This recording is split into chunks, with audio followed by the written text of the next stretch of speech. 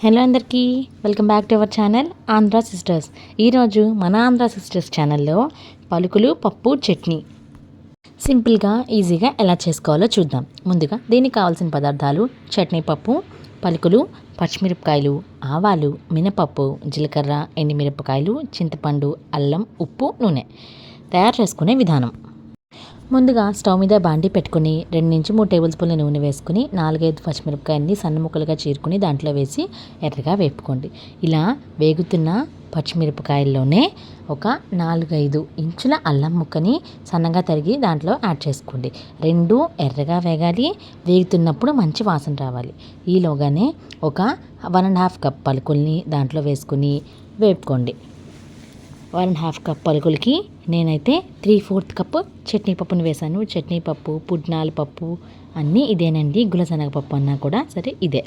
శుభ్రంగా రెండింటిని, అల్లం ముక్కల్ని, పచ్చిమిరపకాయ ముక్కల్ని అన్నిటినీ బాగా వేగనివ్వాలి. ఇలా వేగుతున్న దాంట్లో చిన్న నిమ్మకాయ అంత, చాలా చిన్న నిమ్మకాయ అంత చింతపండుని దాంట్లో యాడ్ చేసి ఇంకా ఎర్రగా వేగనిచ్చి వేగిన తర్వాత చల్లార్చి దించండి.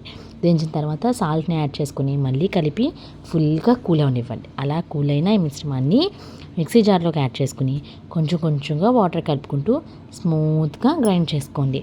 ఇలా ఇన్స్టెంట్గానే చట్నీ చాలా ఈజీగా తయారైపోతుంది. వేపుకోవడానికి కూడా 5 to 10 minutes నుంచి ఎక్కువ టైం పట్టదు.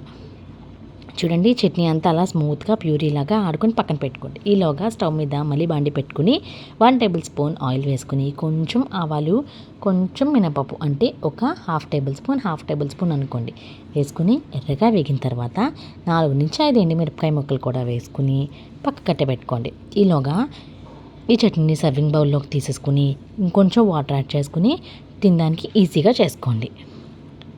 ఇలా చేసుకున్న దాంట్లో ఇప్పుడు వేగిన తాలింపుని యాడ్ చేయండి. మీ దగ్గర కరివేపాకు ఉంటే కరివేపాకు కూడా యాడ్ చేసుకోండి. టేస్ట్ చాలా బాగుంటుంది. మీకు చట్నీ నచ్చిందా?